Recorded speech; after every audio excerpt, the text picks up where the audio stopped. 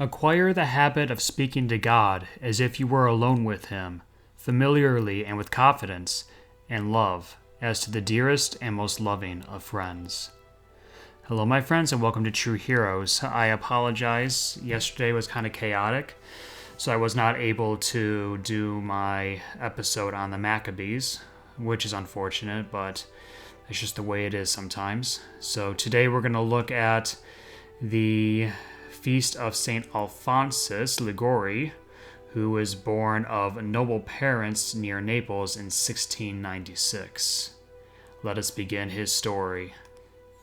From his boyhood, Alphonsus was known as a very devout brother of the little oratory, for he was sent to live at that oratory when he was very young and was already considered one of their own.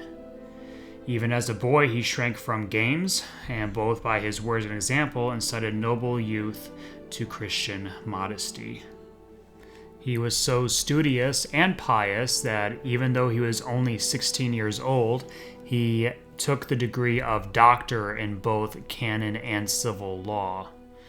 However, a mistake that he made during an important case showed him the vanity of human fame, and he even refused a brilliant marriage proposed to him by his father and renounced his right of inheritance as the eldest son, and hung up his sword at the altar of the Virgin of Mercy to devote himself to divine service. He entered the priesthood, and to carry on his work, he founded later the missionary congregation of the Most Holy Redeemer. In order that nothing might turn him from his purpose, he bound himself by a perpetual vow to never waste any time. How many of us would fail in that vow almost immediately? He had the greatest devotion to the Mother of God and published a book called The Glories of Mary. And more than once, while he was speaking of her with great earnestness during his sermons, a wonderful brightness came upon him from Our Lady's image, and he was seen by all the people to be wrapped in ecstasy.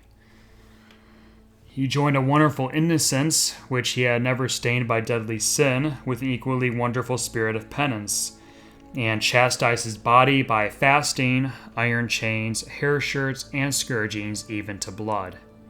At the same time, he was remarkable for the gifts of prophecy, reading of hearts, bilocation, and other miracles. At the age of 66, he became the bishop of St. Agatha and undertook the reform of his diocese with the zeal of a saint. He wrote many books during his life. He didn't write his first one, though, until he was 49, but by the time he was 83, he had published about 60 volumes, and at this point, his spiritual director forbade him to write any more. He lived in evil times and met with many persecutions and disappointments, and for his last 7 years he was prevented by constant sickness from offering the sacrifice of the Mass. But he received Holy Communion every day, and his love of Jesus Christ and his trust in Mary's prayers sustained him to the end. He died in 1787, being 91 years old. In 1816, Pope Pius VII enrolled him among the Blessed, and then Gregory XVI solemnly inscribed his name on the list of the saints after consulting the Congregation of Sacred Rites. And then finally, Pope Pius IX declared him a doctor of the Universal Church.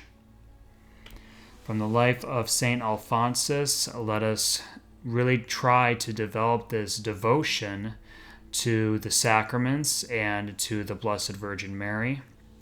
He had a great love for her, and he recognized her as his mother and his great protectress. So let us recognize her as such as well.